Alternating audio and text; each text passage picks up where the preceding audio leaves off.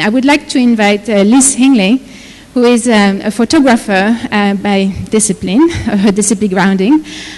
She has a BA in photography from UK and also a master's in anthropology. And she's done very beautiful work on multi-faith cultures in the UK. And she's won awards. I won't quote the awards, but I think it was very nice. Under Gods, a beautiful book that this is the moment we met Liz and was very inspired by her work. But since she came to China in 2013, last year, she's done amazing work already. So what her approach was is to say, okay, everybody's walking the inside, the core of the city, everybody's talking about the center of the city, I'm going to go out. So what she did, she ventured out to the end of lines, and that's the title of her work and her book. She basically took all the subway lines, and the subway network in Shanghai actually is already the second largest in the world. She took and went all the way to the end of the line. So sometimes you have to travel 40 minutes, get there, and then she took a walk. And she will report about her flânery at the end of the lines. Just to mention a couple of other very important points, she's currently curating something that is called Mapping Shanghai at the K11, which is actually an interesting cultural institution here, and holds a workshop series and talks over there. She also published her work on the end of lines in Portrait de Ville, which was a publication last year. So she's a very well-published photographer and an absolute flâner in her mind, and I'm very happy to hand on the mic to you, Liz.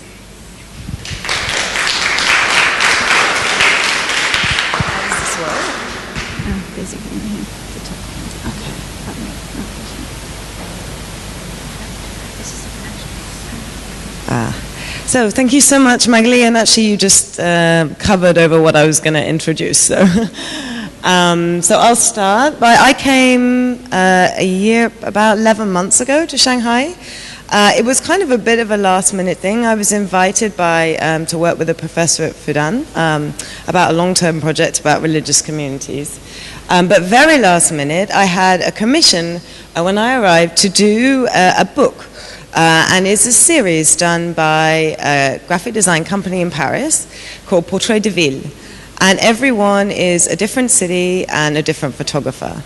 And the photographers are offered the opportunity to cover the city in any way they want. And I only had 2 months to do this project because it had to be published last November in Paris Photo. So I arrived in Shanghai having to set up my life and also do this work, having only visited once before for a week. And I think anyone, even if you just arrived today or you were born here, would realize that Shanghai is a real feast for a photographer's eyes. It's really hard to pin down how to translate it because it's so visual. It's easy. It's too easy almost. So I was living a bit further out at the time, or further out, not in the French concession. And I was taking the metro, and I'm always interested by the social life, the social world of a metro, who gets on at different stops, and how communities change in different areas, on different lines. And I guess it was I was decoding on the metro, and that was where I was spending a lot of time. And then I found out that it was 20 years since the metro had begun last year, and this absolutely fascinated me because it's huge now. As Magali said, it's the second biggest system in the world. And for it to only be 20 years old, for me, showed so much how this city had radically transformed and what that had done, not having a metro before, and now just the development and how it had changed people's social lives and how they see the city. And of course, economically, how the landscape has changed. So this is 1993. And I'll just take you through what happened in those 20 years, if this works. No? Oh, a bit slowly. No? Okay, but can I stop it as well? Can I stop it? Okay, so we'll go right to 2013 then. Oh.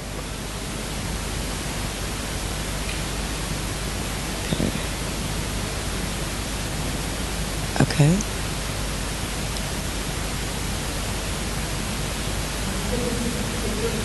Yeah. Right, okay.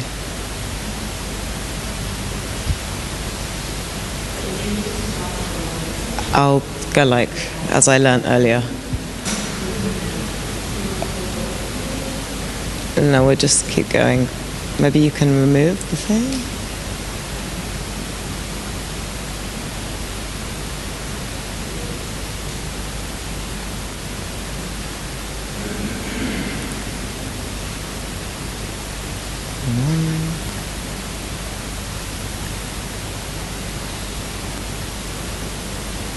And if you look at the metro system, it doesn't go just up in numbers. There are a lot of numbers missing, and I don't know how it was sort of randomly done and numbered, and then now they're filling in the gaps as time goes on. And since finished shooting this project, 3 new lines have opened since last August, which won't be on here, yeah. So I think we got to the end.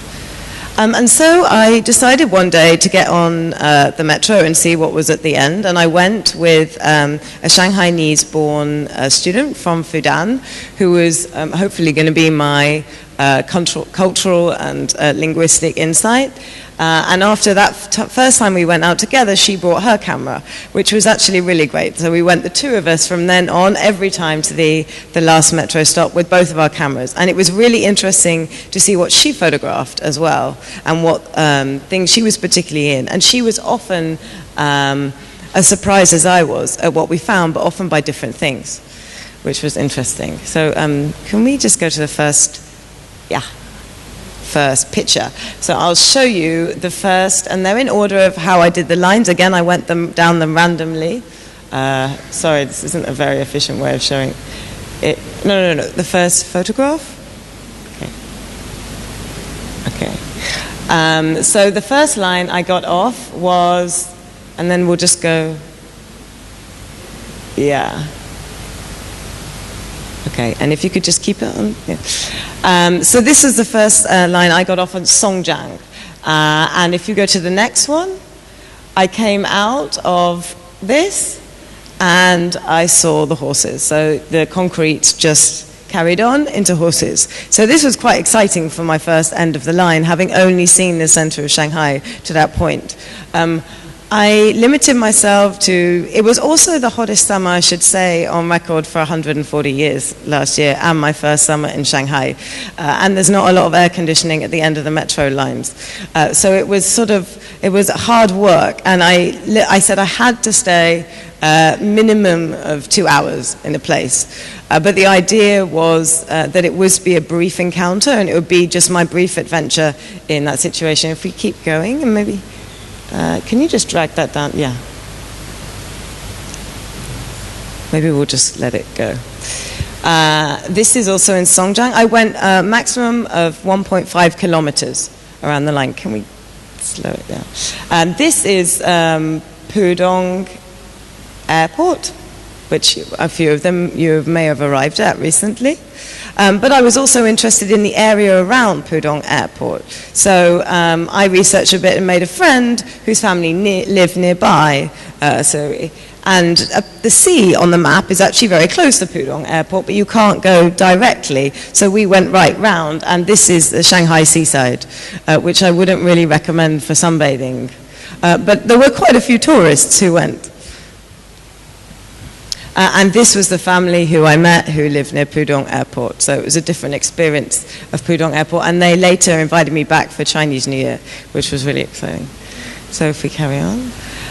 Sometimes you get off at the end of the line, actually quite often, and it would just, your heart would sink. It's like, I can't, there's absolutely nothing. There's nothing interesting at all here. How am I going to make photos? And so this was actually one of these points. So we went and had lunch. And of course the space, and we hang around with them for an afternoon and made friends. And so also I was learning so much about Shanghai and doing this project. I knew nothing, and I was meeting people, and but I'm pleased that I did do it in that way, that I didn't know. I would probably shoot it very differently, but it was my naive eyes, and it was more exciting to me at that point. And this is, again, a toy shop. And I was making friends in Shanghai. I made a friend, and she said, oh, yeah, my parents live at the end of line 8, and I was born there. So we went around for lunch. And as you could see, they quite like photos.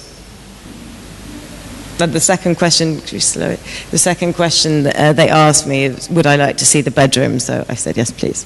And you'll see that they actually got their wedding photos done at a later stage, because they are about the same age as they are now. I think they only got them done last year, but they couldn't do them at that time. And that was I'd just eaten that for lunch, crab, and then I went to photograph it across the road at the wet market. Obviously, there are a lot of factories at the end of lines, and this is a factory that does uses traditional Chinese methods for doing craft work and furniture. This is also around the corner, and this is an old town. And for me, this has just got so many visual symbols. I guess I'm always interested in my work to try and have as many different contrasting symbols and signs in one image. For me, that's, I guess I was thinking about it today, listening to everyone's presentations, but I think it's my aim, really, to make a photograph that you could keep going back to and see new things. This is also in that same area, Hanzhong Road, at the end of line 10. And there were other tourists at the end of metro lines as well. And they were all quite keen to take photos of me. And it was quite great in China because everyone's so keen to take photos of you, especially a foreigner at the end of the metro line, that it's okay to ask one for one back. So this is also in the same, a beauty parlor. And I was just always trying to capture my feelings of a place. Some of them were pretty desolate. I guess pretty depressing, just huge new buildings being put up, but no sense of community or many people around. This was one of those days. And this is in Anting, which is famous for car manufacturing, and I made a friend with a girl whose family owned a car factory and managed to go around the factory for an afternoon. And this was the hottest day on record for 140 years. And it was, pretty suffocating. They actually closed the factory down for the next week.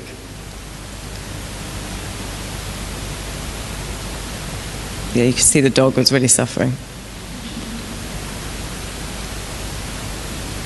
And there was a few things, I guess, on my list I was learning that I wanted to get in the book, like mahjong.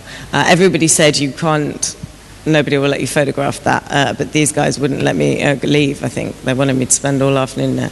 I think they helped me cheat, because I didn't know how I was playing.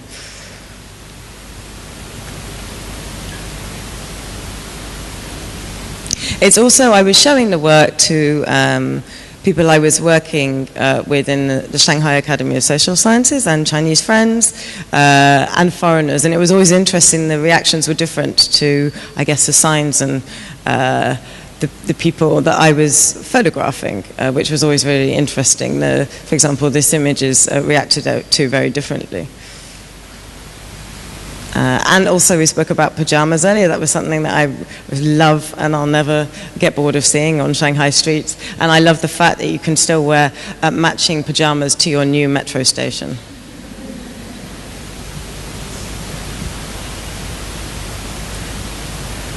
This, for me, sums up the feeling of a shopping mall. A bit tacky, trying to be glamorous, and just sort of a bubble that I get lost in, and I can't quite understand. This is a place that was being given money by the government for redevelopment, old tea house. And around the corner is this, which had an eviction sign on. This is this image, and the next image come as two. This is the Aerospace Museum. So the Aerospace Museum, I can't remember what number line it was. But so I was expecting to find the Aerospace Museum. I would always try and do a bit of research about the place I was going. That were often very limited, anything I could find. But this, when I was looking for reviews of the Aerospace Museum, there were some. Some said it was not very good. Others said they couldn't find it. And this is, so when I got off, I asked the guy on the platform, where's the Aerospace Museum? And he said, oh, people come every day looking for it, and this is it, apparently. It's still in development. But since I did finish, the book was published, they've since changed the name of the station, so maybe it's never going to be built. And another thing at the end of the lines, there's quite a few of, is the model towns. So there's Thames Town, which is the English town, and the Dutch town, the German town, and the Swiss town? No. And this is the Dutch town. This is the model for the Dutch town, which is this huge model. But the feeling of going around the Dutch town is also just like walking around a huge model, because there's, I don't know, I mean, there's very few people inhabiting it like a proper, you couldn't call it a village, a town. This is also in another model town. And a shopping mall. Oh, go a bit slowly, yeah. This is actually a Shanghainese designer. And I walked into the shop just quite wanting to look at the clothes. And it turns out, and there were all these girls trying them on rather excitedly, and it turns out the designer was in the shop with her friends that day. And so this is the designer sitting with the yellow shoes on, looking very comfortable in her shop. And this is, well, it could be Disneyland. My assistant and my fellow photographer went up to the gate and told me, oh, no, it's a maternity hospital in development.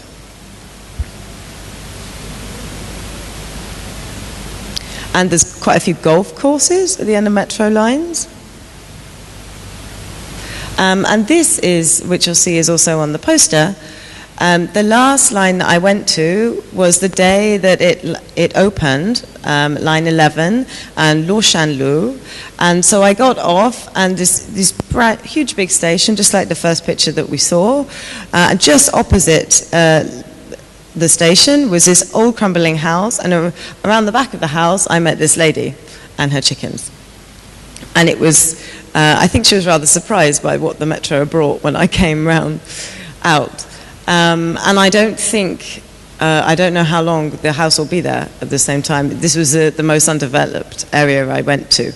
And the people who were living there were complaining to me that the government hadn't been there yet to redevelop the area. So, but I don't think they'll have to wait long now.